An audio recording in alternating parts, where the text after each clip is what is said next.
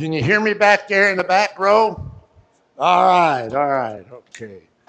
Well, it's my pleasure to do a demonstration or talk a little bit about some technical things and hopefully help some of the new people. I know we got a lot of senior turners here. Let me rephrase that. Uh, but you know, some experienced turners that know how to do what we're going to be talking about. So just bear with us. I'm going to keep this pretty basic. We've got a lot of new people here that are looking for, wanting to know how to do some of these things. So I'm going to combine uh, cutting up bowls and techniques of how to mount it into the lathe. So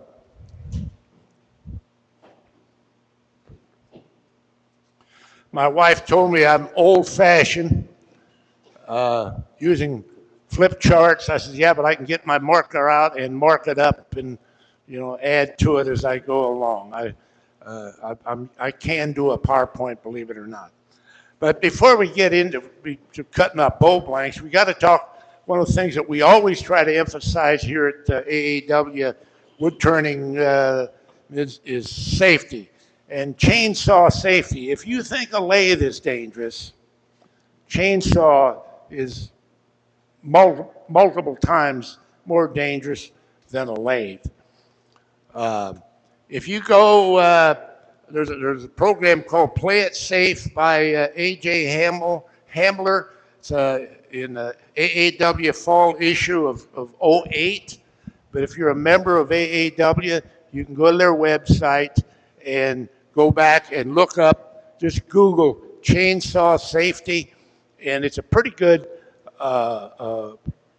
booklet on chainsaw safety. The bottom line is, don't have your buddy hold this piece of wood while you're cutting on it. You never know where that chainsaw is going to kick back, and always cut down. Never cut up on something if at all possible. I have a set of horses designed just to put the log in. Sometimes my logs are too big to lift them up into that horse, but it's a V cradle, and I get it in there, and I can stand the log up, and when I want to saw the pith out of it, I got a cradle for that to be in, and I made sure I kept all the screws low, so if I hit it with a chainsaw, eventually you have to replace the top couple of 2x4s. So, but I've had it for, I don't know, 8 years maybe. Not that long. I learned, I copied David Ellsworth. I went to David Ellsworth class, and one of the first things we did, that week-long class down there at Asheville, was he had a log laying out there. Now he says, this is where we're going to get our bowl blanks. And we went out there, and he sawed them off, and we put them up in his horse, and we sawed it, got the pith out of it, and then we worked from there. So, any questions about chainsaw safety? I had a tree cutter in my yard about a month ago taking down a dead pecan tree, and he had his 20-year-old son there, kind of an apprentice tree cutter with him, and he had his knee all wrapped up. Somehow the chainsaw kicked back and cut his kneecap. But maybe 2 weeks later, he's out there working with his dad, still cutting away on them trees. Once you become a wood butcher, they love it. So, okay.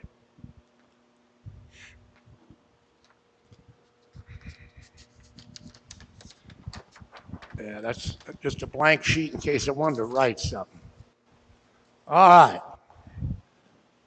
Can you all see that? Is that pointed at the camera good enough? See that pretty good there? You can see all my grain. That represents about a 18-inch log that we're going to want to make a bowl blank out of. This may not be quite, just a little bit bigger than that. This is a pecan. This come out of that tree that we took down a month or so ago, but that came out of a limb. But two ways of going about, uh, you know, you've got the pith here, and I marked this quarter sawn. When you're dealing with pecan, there really is no quarter sawn wood in that section. But if you're dealing with oak, you're going to have beautiful, uh, here, pass this around. That's an example of what you can get out of this section right here, where it's called quarter sawn. Now, your commercial cutters will use a little wider section of that. They may quarter that, and you'll get more quarter sawn lumber. But it's why throw that away? You want to get away from that pith. Depending on the size of the log, on this big thing, I think I got probably 2 inches out of there and got a platter. Like that was a 28 or 30 inch white oak log, and I got some bowl blanks out of each side, and I got a couple of that platter came above the pith in here out of that. So, any questions? But that's where that quality of oak would come from. With cherry, not so much. But you have to make a decision before once you've dissected it in half, now you got to decide which way are you going to make your bowl. And so the grain, if you look at this, didn't throw the camera here. Where, here? Okay. Here you can see where the heart of this tree was. So the pith was on this side of the tree. So your growth rings are all running in this direction. If you take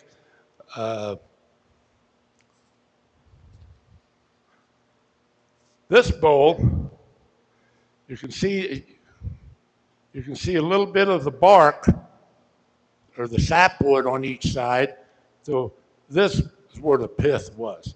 So I'm going to pass 2 walnut bowls around.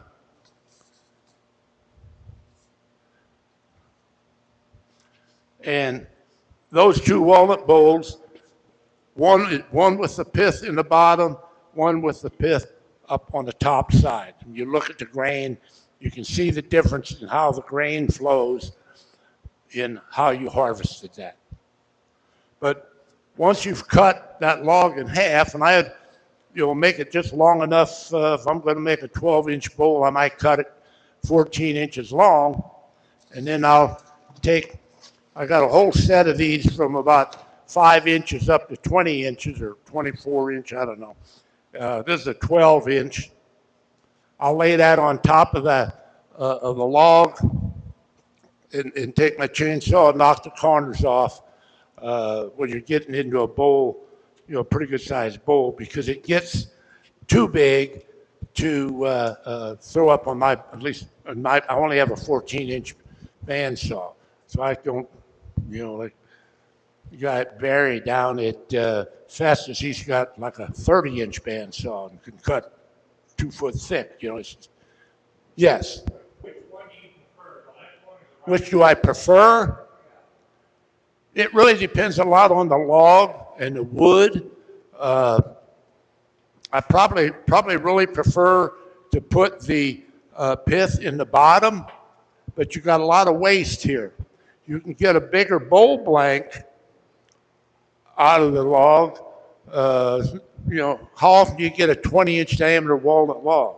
A guy just came by the house the other day and gave me some 14 to 15-inch walnut logs. Well, I'm going to take them just because I'm greedy, but I'm not sure I'm going to make as nice a bowl blanks as I want. I do it both ways. And when you see these 2 bowls, you'll see which one has the sap out on the wings. So the pith was in the bottom of that. Is one more stable than the other? You asked first if they were one way more stable than the other. I don't know. It both need a lot of time to dry. When you get into crotch wood, that crotch wood is stable, doesn't move a lot, but just the pith, it's you're going to get cracks out of the pith. There's a tremendous amount of pressure in the center of the log in that pith, and I don't think I brought anything in. Well, here was a nice walnut one. It cracked, so to save the walnut, I sawed it off and put a piece of cherry in it. I had that for show and tell a few months back. Yeah, that's made this year. So, and there again, you can see here where the pith was. And this has got a little bit, this could have been right at a crotch because when you look, it's got some feathering in here from the crotch. So it may have been just below the crotch or doesn't really look like a full crotch, but here and here is, yeah, it wasn't a real big tree, but we can pass that one around. But those are all in how you cut that, dissect that tree. Once you have split the log, I generally take like on a walnut. If I hit it right and pretty much cut it right through the pith, I don't take 2 inches out like I would on a piece of oak. Oak is more susceptible to cracking when it dries than what walnut is. Cherries are usually pretty stable. It all depends. I probably lose 5% of my bowl blanks to cracks, and I try to save those cracks, like I did on that one I just passed around. This was cut in August of 20. Still awfully heavy, but then it's pecan, and pecan is a heavy wood. That'll be I'll get it under the camera here. That's going to be a real pretty bowl. Once that's turned and you shine it up good, it'll have a real nice figure to it. Did I answer your question or only half answer? Okay. Then the other area you want to look at is live edge. This particular piece of this is cherry. It's awfully dark cherry. Doesn't have any stain on it. I guess I'm not sure why it's as dark as it is. It's darker than most cherries. But this laid in my woods laid on the ground for well over a year, and the bark was already rotted off of it. So you can tell where the pith was just by the shape of it.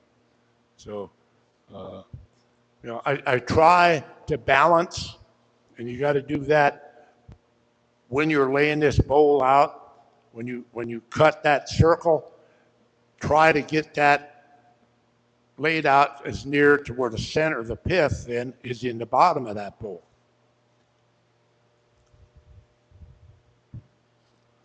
So, and here's another example. This one I caught, it was down, but I caught it early enough that I used CA glue on this bark to keep the bark from falling off. And it's really on there pretty stable. I left it thicker than I normally turn bowls, but it's not, the ends here could have been sanded a little better, but I'll tell you what, when that's spinning out here, most of that's sanded by hand. It ain't like in the middle where you can sand with your power sander. Hey, Ken, what type of finish are you using? What kind of finish are you using? Okay, you're going to stump me now. This piece up front here has got wipe-on poly. That piece of walnut there has, I don't need, but that piece has wipe on poly. Most of those bowls are what I call a utility bowl, have butcher block oil. And I'll put, maybe 3 coats of butcher block oil on it. Some people, I got a buddy that makes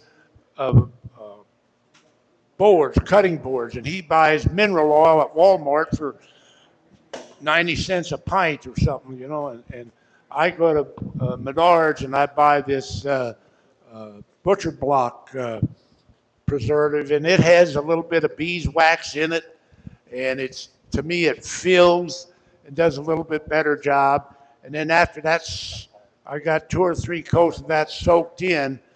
If I want it to be a showpiece, I want to take to a craft fair, art fair, I will use paste wax on it. I got a pretty good sized can of tree wax is what it's called. I don't know where you can buy it.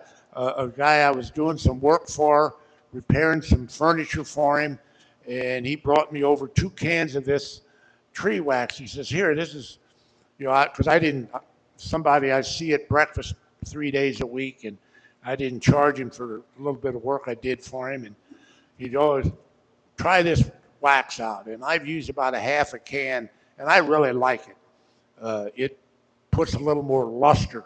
Put a couple of coats of that on, put a little heat with it, get it spinning good on the lathe, and buff it up good, and so it's food safe.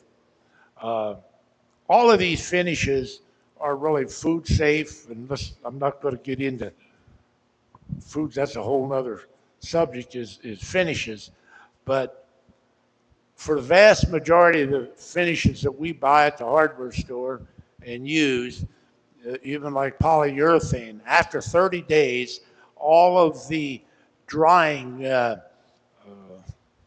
help me out, what do you call that vehicle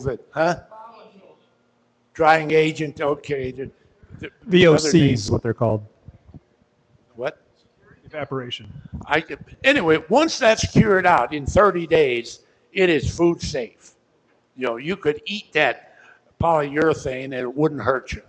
You got more plastic than you want to know. It's already in your body, and this polyurethane is not going to hurt you. So, all right. Where was I? Any other questions? Yes.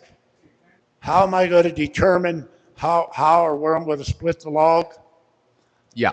Okay. I'll roll it around. Look at the end grain. Look at any voids around the side that I may want to avoid, and then try to cut them out. If it's out of a nice straight log where there's no blemishes in the log, I just do my best to hit the pith and cut right down through it, lay it open, and then lay my circle template on there, chop it round, throw it in the back of the truck and cover it with a vinyl tarp. I try to harvest most of my wood in the wintertime. 2 reasons. One, it's a lot cooler. But the really important reason is if you cut a tree in the wintertime, there's not near as much sap in it.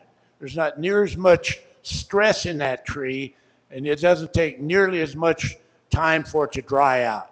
If you check the moisture in a tree like this pecan tree that we cut last week of June, water was literally running out of the end of some of those limbs when he cut it off. And we're talking big mass. This pecan tree was 4.5 feet on the stump, 4.5 foot across on this stump. Huge tree. And it had to come down because it was hollow and limbs falling out of it. So anyway, we had to take it down. And if the pith is like farther off center, so there's. Oh, okay. That's a good question. A lot of times if a tree has grown, instead of being out in the forest and can grow freely straight up, it's going to be pretty much in the center. But if it's growing on a creek bank, if it's stressed in any way, to where it has to have strength to grow up. The pith will tend to be to the creek bank side of that tree. And I'll still cut it down through the pith because you got to get rid of the pith. And I'll just have a bigger bowl blank on that side. Let's say that pith was over here. I would, I wouldn't cut it on an angle. I would cut it through and make a bigger bowl blank over here and a smaller bowl blank over here. Or there's been times when this over here ended up, I made 3x3s or 4x4s out of it and sealed the ends, and they become pepper mills. Or, I'm always turning something out of walnut. A guy can turn too many bowls. I'll attest to that. I counted up my bowl blanks while I had this tree cutter down at the farm. I went into my granary and said, how many bowl blanks have I got on hand right now? And they had about 195 bowl blanks in various stages, pretty much all of them dry. So I really don't need to harvest many, but I got a nice big cherry. The top was blown out of it last July, a year ago. And so I'm going to harvest that after the sap is down, and I'll have some, I don't know if I'll turn bowl. If somebody wants to come over and help me, you can get yourself some really nice black cherry bowl blanks. I keep a few, but I don't need many. But I don't want to be ashamed to cut it up for firewood. And I got a neighbor who'd be more than happy to cut it up and bring you splitter and split it on the spot, But anyway, all right. Any other questions? Let's see. Ken, I got a comment. Where's that thin slab piece? Steve, can you hold that up a minute? Steve, can you hold that up a minute? That thin slab there. Phil Anderson, our president's favorite videos, shows how to work with a thin slab. And in the drawing that Ken has in the back, that thin slab can come from what is left on the right side of the right bowl. Yeah, you could cut that off yeah. here. But now, on walnut, and that's what I generally work with is walnut, you got a pretty good chunk of sapwood here. That's why I didn't put any growth rings there. The blue represents heartwood and bark, and then sapwood. So depending upon how much sapwood you want in it, what I find if you want a live edge to work with a little bit smaller tree, sometimes even the limbs to do something like that, the limbs out of a big tree come down, there'll be a lot of nice pieces of walnut in the limbs. If you can make friends with a tree cutter, we have a guy over in Belleville, Meyer Brothers, I think it's called. Muni Brothers, no, it's Meyer. Anyway, they are a big outfit. They take any kind of tree down. But if it's any kind of hardwood, like a white oak or a walnut, they think they got gold. And I've tried to get a crotch or two off of them, and they want hundreds of dollars for it. Oh, that's really valuable. So you got to develop a friendship with some local guy that is not into reselling the wood. And we also have this place over there it's between Millstadt and Belleville. Can't think of the name of it. They make St. Louis composting, I believe it's called. Anyway, they'll pick a big log and just run it through this grinder and chip it up and make mulch out of it. I don't know that they mulch walnut into that. Walnut doesn't make good mulch. You all know that walnut sawdust will kill your plants. Yeah. That's something to keep in mind. You start sawing up a walnut log and turn a lot of walnut, don't use that walnut turnings for bedding around your favorite roses. Or it won't be long, you won't have any roses. And you say, what? Scratch your head and figure out what it was. That walnut sawdust is not a good compost. Thank you. Anything else? Okay. So we've pretty much covered this.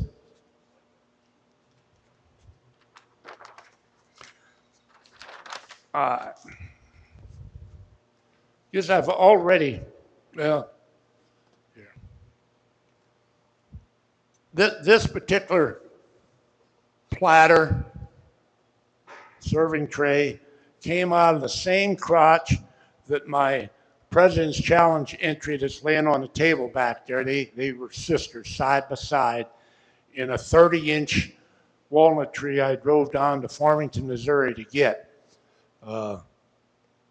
Paid $100 for this log.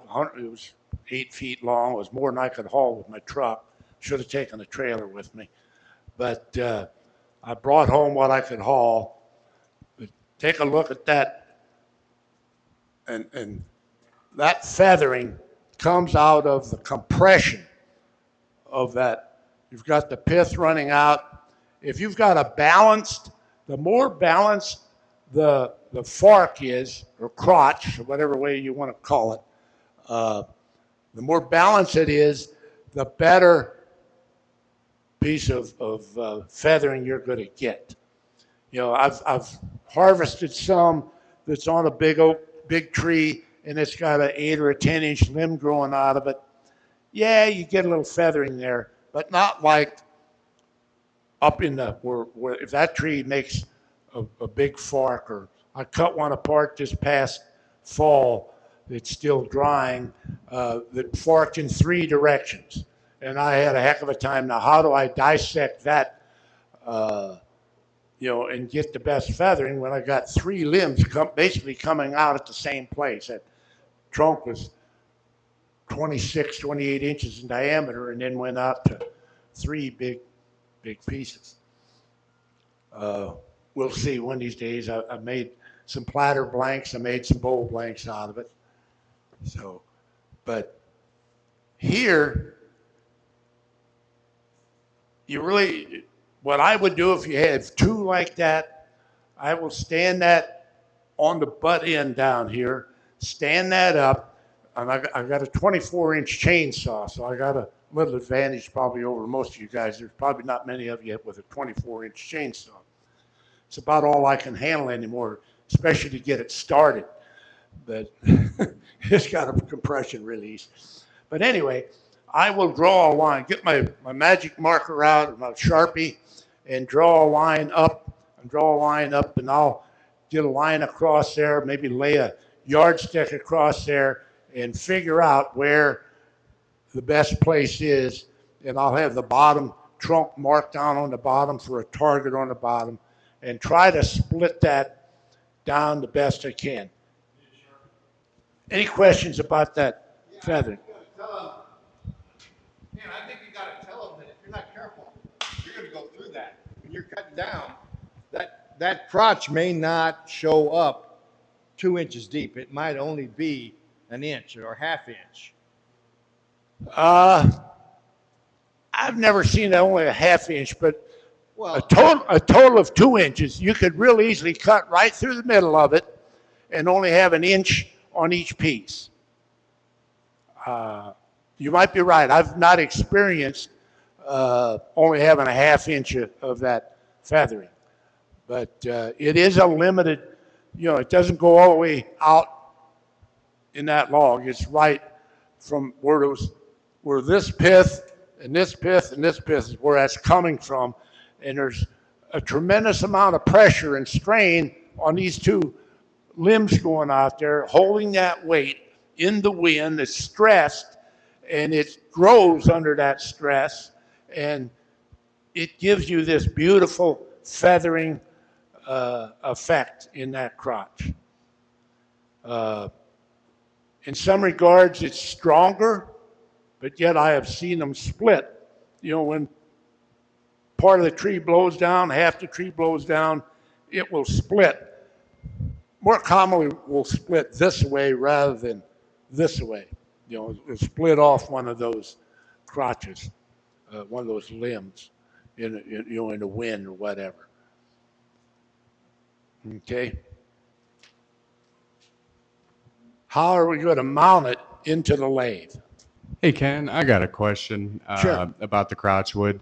Do you cut out a section of the pith in the middle of that crotchwood, or do No. you just split it straight No. down? You don't have a noticeable pith like you do in a straight log. You actually got a hole. Sometimes there'll actually be a hole that you could stick a pencil in the center of that pith in a round tree. But in that crotch, there's really no identifiable. Thank you. There's no identifiable. So Okay. the piths that lead up to the crotch feathered portion, those are still going to be there. Are you worried about it cracking going down into the actual crotch piece? Yeah, I mean, if you take a, you got you a bowl or platter here, and you come along and you decide, well, heck, I'll get another one here. You ought to stay away from the pith at that point, and you will get.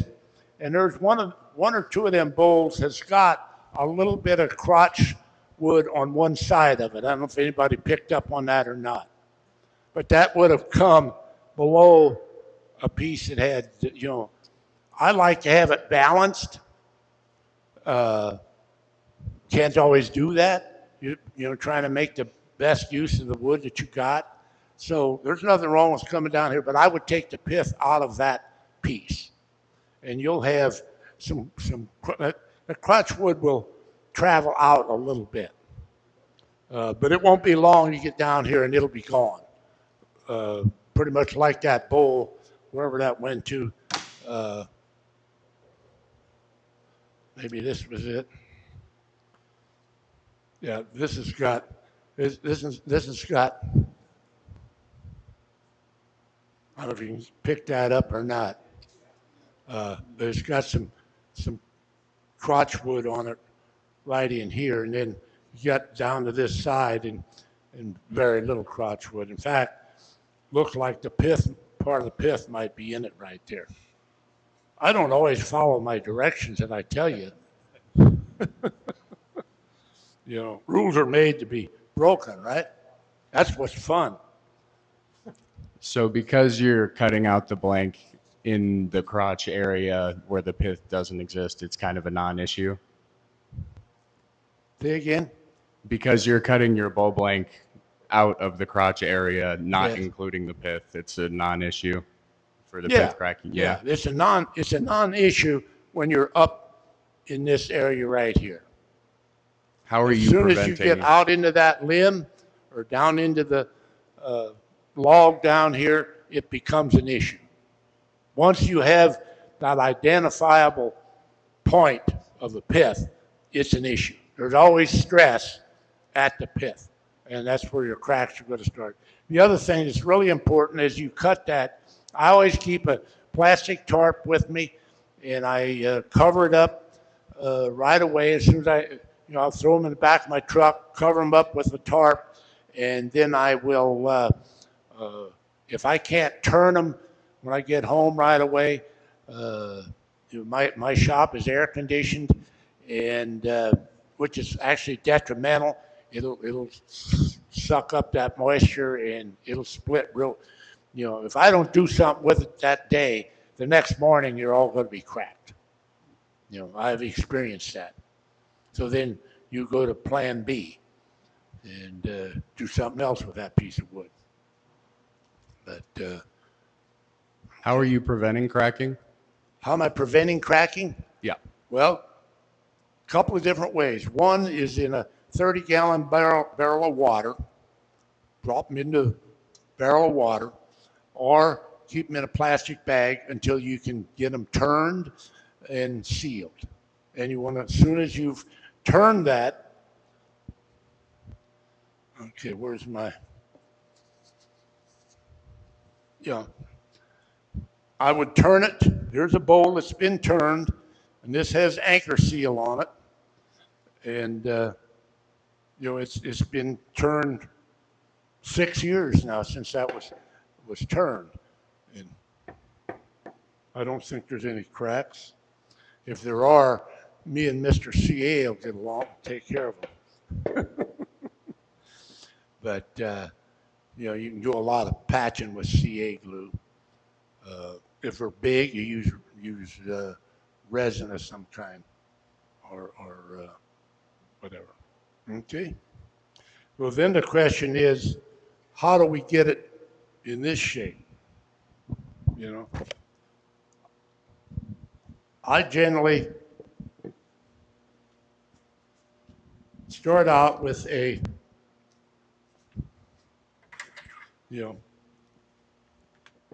and I'll put that in there with the live center, and I will turn the outside of this, turn it to fit a chuck. Then I'll put the chuck on the lathe, or go to a different lathe that's already got a chuck on it, and hollow the inside out.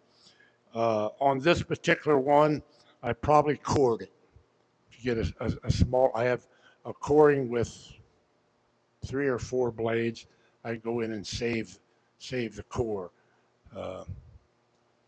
On a smaller bowl, I wouldn't do that, but when I do mostly walnut, I generally core it and get smaller bowl blanks with that coring system. And there's half a dozen different brands of coring systems. Everybody says they got the best. Mine works. I'm not saying it's the best or the worst, but it's functional for me. So the important thing, have a sharp tool. As long as it's sharp, keep the chips out as you're going. Yes, Charlie. So if you rough turn your bowl, what kind of percentage do you think if you do a 10-inch bowl, how big do you Okay, 10%. If you got a 10-inch bowl, leave this wall about an inch thick. If it's a 12-inch bowl, go to 1.25 inches. Because let's see, now don't you guys laugh at my ruler here. I only got a part of a ruler. This bowl is about 12 3/8 by 12 3/4. So it's 3/8 of an inch out around. So when I go to turn this, I got to take 3/8 out of the center, out of the inside, and 3/8 out of the outside to get that before it's actually round. So, well, actually 3/16 off of each side if it's balanced. So that'll probably clean up somewhere around. Let's see, it's an 1.25 inches. It'll probably clean up around 3/4 of an inch, 5/8 of an inch. I'll have my shape of my bowl I want. Yes, Charlie.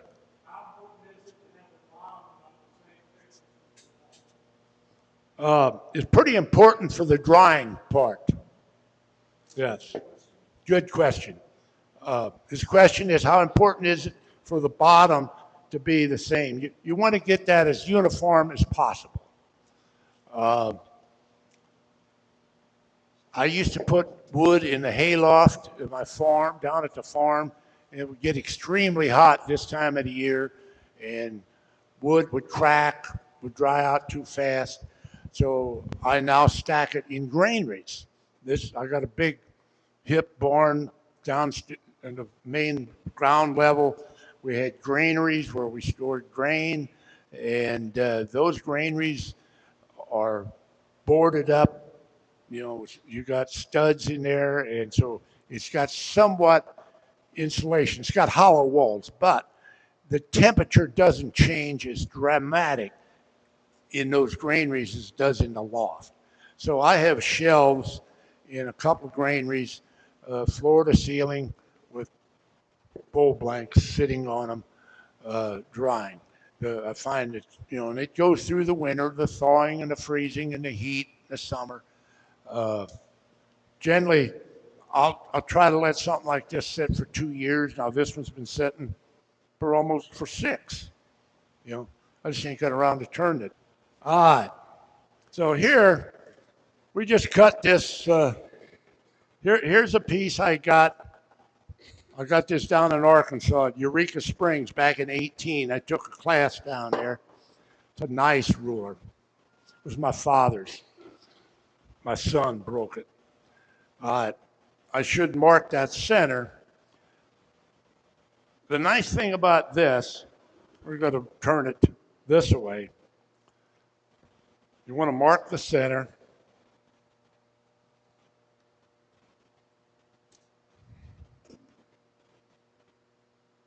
That's about the center there.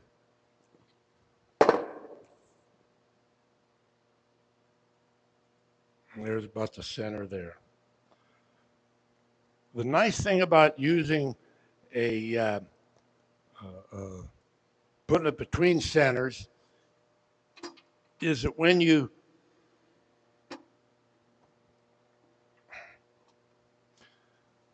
start to turn this, let's do it this way. You start to turn this and you don't like what you get. You say, oh, I'm off center. You can take and either move this end a little bit or you can move that end a little bit and make an adjustment. That's a big advantage of turning between centers. I'm not crazy about turning between centers. I'd rather lay it out. The way you had it positioned first with the bark toward the headstock, Yes. that's the way you would do it if you wanted to turn a live edge. When he Yes. turned it around, now he's got the Right. flat spot, the inside toward the headstock. It'll This- turn this into would a become traditional your open bowl. bowl here. I'd put a tang on it here. I got it in there a little crooked, but I just wanted to show you. Okay, I don't like the way that is. I can back this off, move this over, move that down, and get it a little closer to run center. And then when you take a cut or two off of it, if you say, no, I don't like that, you can adjust it again. If you go to some of the other methods, and that's really what I want to do is talk about different methods to hold this, would be, you can't put a faceplate on this side, but you certainly put a faceplate on that side. I didn't bring the drill and screws, but you guys get the idea. What would happen if we mounted that on that way, and you would be locked in to this plane, and this would eventually become your open bowl here, and this would be the bottom of your bowl, turning it like that. I'm sorry, when it comes to drying those blanks, do you sticker them in between each Oh, one of yeah, those blanks? yeah, Okay. Yeah. And what size blanks or stickers do you use? About Everything's got, 3/4? you got stickers. You know what we mean by stickers? We're not talking about the price tag. We're talking about what I use is actually plaster lathe. And you'd say, now where on earth would you come up with plaster lathe? But believe it or not, you can still buy plaster lathe, wooden strips, 5/16 by 1.25 by maybe 4 foot long, roughly. But I still have a supply for when we remodeled the old farmhouse back in ’75. We tore all the plaster and plaster laths off the wall, saved all the laths, tied them in bundles, and put them in the hayloft. We didn't have cattle anymore, so the hayloft is full of stuff. Wait till I die, I just inherited all of Dad's stuff. Now my kids are going to have to deal with it. But you might also, here is a purchase blank. This is ash. And again, you could put that between centers, or you could bolt a faceplate to it, or I don't know why I didn't bring a drill, I don't know. But find the center, drill a hole, and use a screw spur and screw that onto that. That's one way of doing a screw spur. The other way, Tom is a big, likes this, takes his chuck and he puts the screw spur right in his chuck. And when he takes that out, he makes sure that the tang on the other side fits this chuck, takes this out, flip it around and put it right in the chuck. You don't have to take the chuck off or take this off. So it's a little bit of a time saver. Yeah, you can use a 2 1/8" Forstner bit. Can you relay that to me? Yeah, you can use a 2 1/8" Forstner bit as well. Yes. Yeah, for 50 a millimeter Forstner jaws, bit. right? Yep. I have done that. If I got bark on a piece and I want to put it between centers, I will take a Forstner bit and get rid of that bark so that my driver will go into it or my center will go into it. Or what Tom is talking about, use that Forstner bit to fit his chuck. Right. And completely eliminate the screw, the chuck, and he's going from a Forstner bit hole right into the wood. And that works fine.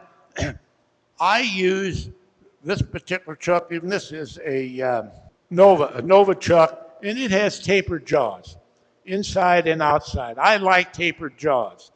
A lot of guys use straight jaws. I do my best not to use straight jaws. You know,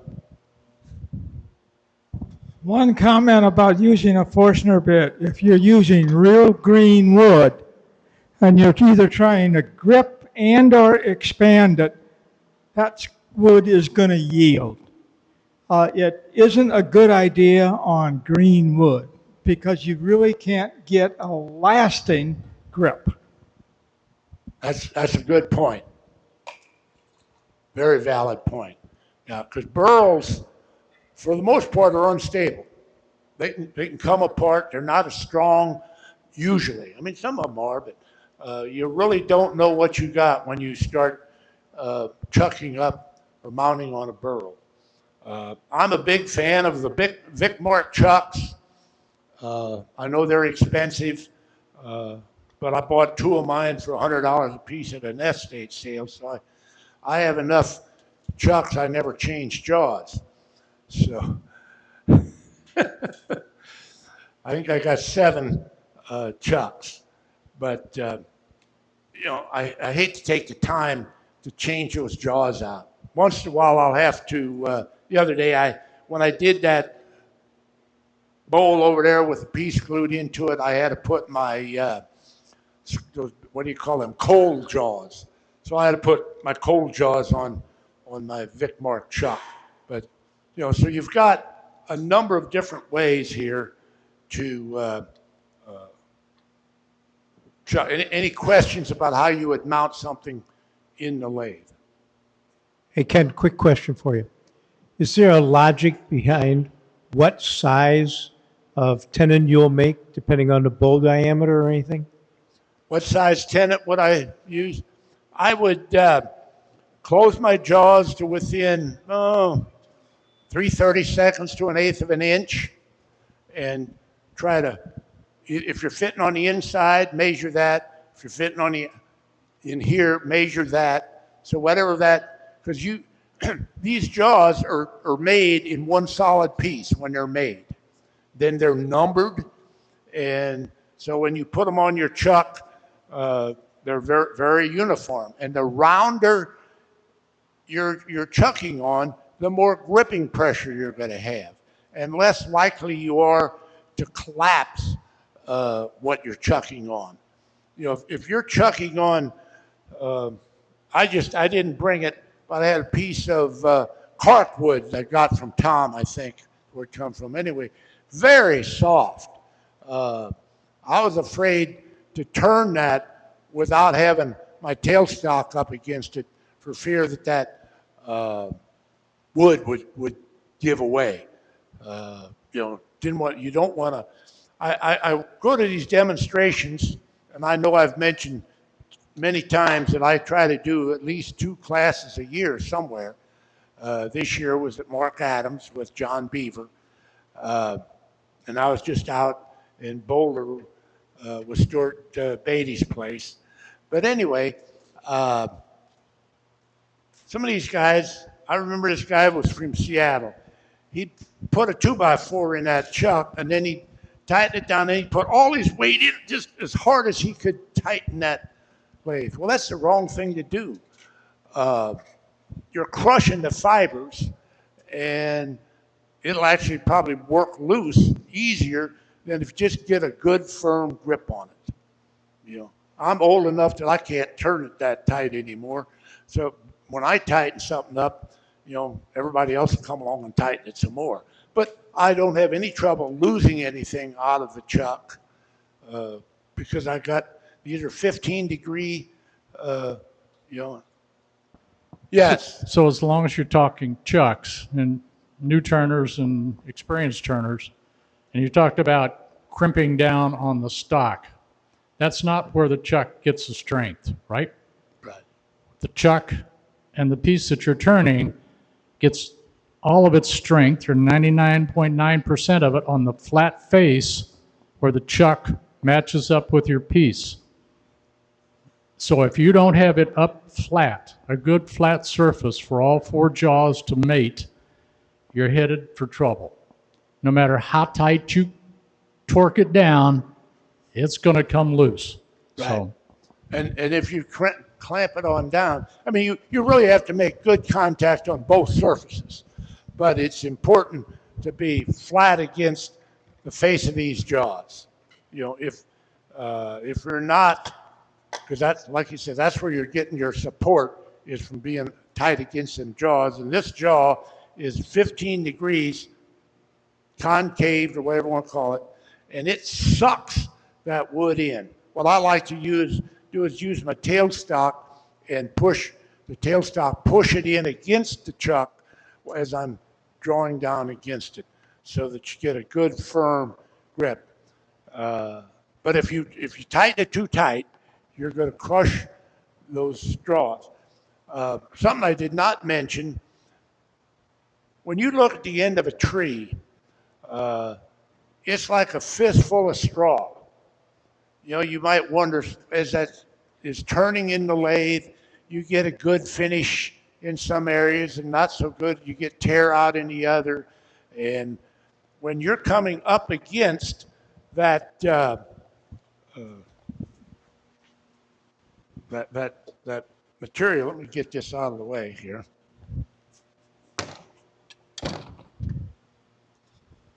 This was bandsawed, so it's not going to show you that. But if you're coming up against this grain is running this way, so if you're turning that this way and your tool's going into the face of those straws is really what it is, all those fibers, it's going to want to rip that out. And that's where you get tear out, you know, and that's a whole nother subject we're not going to get into tonight, but how you sharpen your tool, how you hold your tool, how you know, it takes practice. It's like, I forget who it was talking the other day about practicing with a skew, and you know, so I commented, my comment to him was practice, practice, practice. There's nothing wrong with being a little fearful of it. If you're not fearful of it, that's how you get hurt. It's kind of like playing with the bull in the bullpen. You know, if you're not a little afraid of the bull, he's going to hurt you. But I don't care what tool you got to respect it. I didn't come prepared to do any turning, but somebody earlier mentioned the ABCs. And, you know, anchor on the tool rest, you know, ride the bevel. And the other place I find is you want to keep that handle. That's why if you look at my tools, they're all long handle. I can keep that tool against my hip and do what David Ellsworth phrased it as the lathe dance. You move your hips. If you sit out here and want to, and you go like this, but if you lay that against your hip and you bring your hip with that, you'll find that you'll you have much better tool control. And you always want to be down with this tool. You never want to, you don't use it as a scraper like this.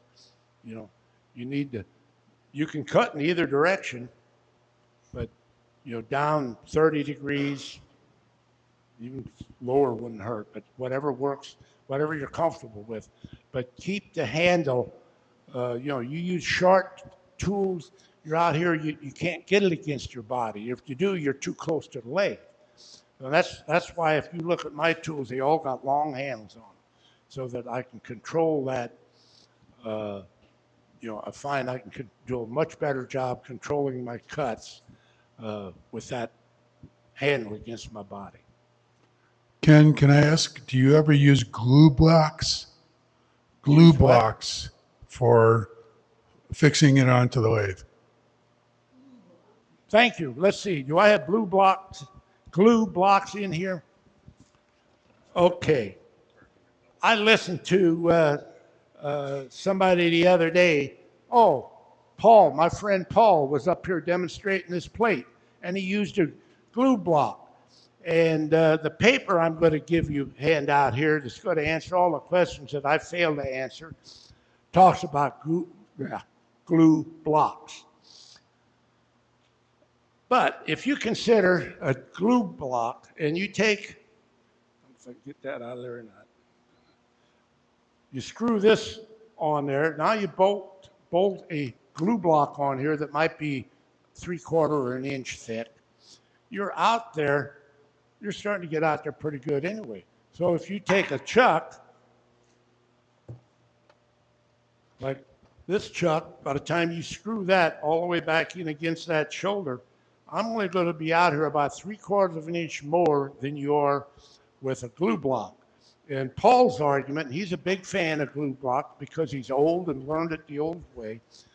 Older guys pretty much all use glue blocks. There were no chucks. When David Ellsworth started turning, you know, I come out of the metal industry, machinist, tool and die maker. We used chucks. They were old hat when I got into the industry in '62. And, but to wood turning, chucks are relatively new. And so there's a lot of the old timers that still talk glue blocks. Did you notice the bottom of his plate when he got the glue off of there? Oh, that's right. He didn't get the glue off, did he? And he had chips in it. You know, something I did not bring along. I didn't bring a vacuum chuck. When I get done and it's time to take that tang off, you know, I have a couple different diameter vacuum chucks. I got one, they're aluminum chuck, 6-inch diameter with a rubber gasket on it. Stick that on there, and I always leave the center mark in here so you can get that centered. Flip the vacuum pump on, and you know, take it off. You don't have any. Works real nice. Some people go to a jam chuck. Well, you got to make a jam chuck to fit that. So, anyway, the boss back there is looking at his watch. I think he's saying I'm talked long enough. Doing good. Any other questions? I hope I enlightened you a little bit. Oh, that was great. Thank you.